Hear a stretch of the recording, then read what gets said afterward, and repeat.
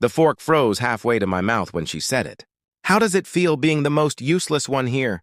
Jessica's voice dripped with mockery, wine glass tilted in her manicured hand, like she'd just won something. My wife, Amanda, didn't flinch. She laughed.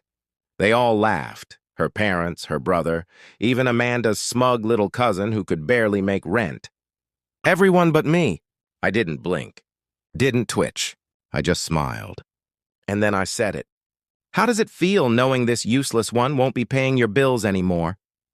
The laughter didn't fade. It crashed hard like a glass dropped mid-toast. Jessica froze. Amanda shifted in her chair. I set my fork down gently. My appetite had left weeks ago. Let me rewind. I used to love Amanda, fully, selflessly.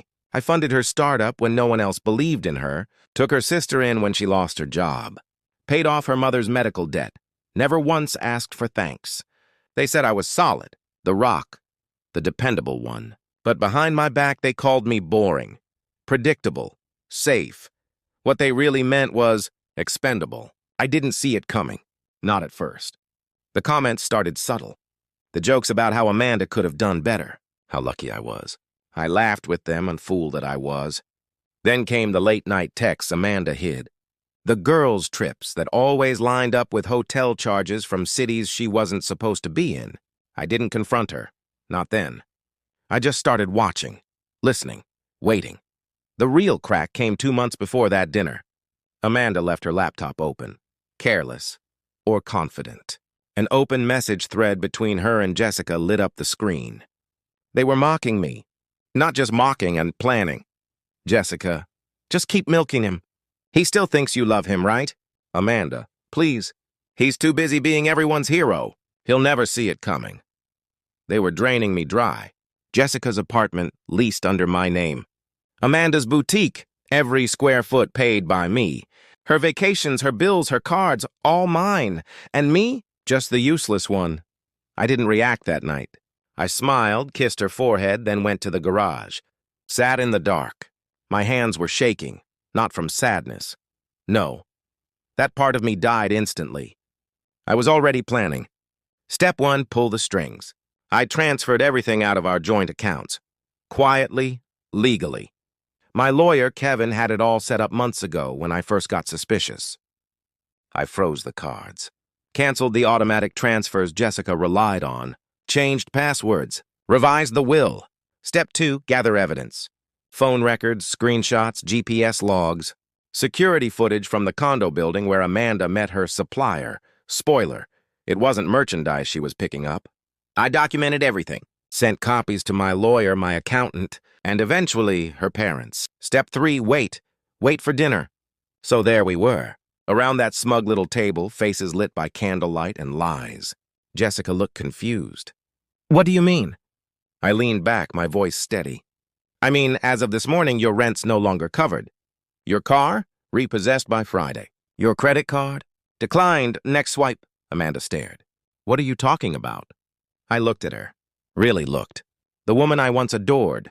Now just a hollow vessel of greed and entitlement. Check your phone, I said. She did. So did Jessica. Gasps. Then silence. Amanda's face went pale as the notifications poured in. Bank alerts. Card denials. Lease terminations. Jessica's phone buzzed next. A lawsuit notice from my lawyer for credit fraud. She'd been using my identity to apply for loans. Then came the second wave. Her parents looked down at the envelopes I'd slipped under their plates. Inside, evidence, emails, messages, everything. Amanda's mother opened hers first. Her hand flew to her mouth. What is this, Amanda? Jessica. Amanda stood, voice cracking. This isn't fair! Fair! I cut her off. Calm.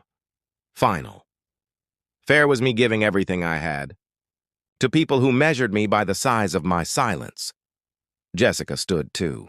You can't do this! You're ruining our lives. I nodded. No, I'm just no longer funding them. The fallout came fast. Jessica lost her apartment within 3 weeks. Tried to crash with Amanda, but Amanda had her own problems. Her boutique was seized for unpaid taxes. I'd stopped covering that too. Amanda tried to go after my assets. Too late, prenup, airtight. Reinforced with a postnup she signed in Vegas, drunk and clueless. I had it notarized while she giggled at the slot machines. Divorce finalized in 30 days. She walked away with her clothes and whatever self-respect she could salvage. People ask me if I miss her. No, you don't miss a knife once you've pulled it out of your back. You clean the wound and move on. What I do miss is the illusion that I was part of something real. But illusions are fragile, like trust. Like family dinners where laughter hides venom. They thought I was the quiet one.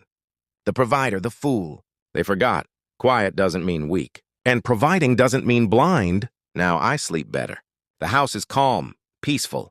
The only sound I hear now is the echo of that dinner. And the silence that followed my smile. It wasn't just revenge. It was a reminder. Some of us play the long game,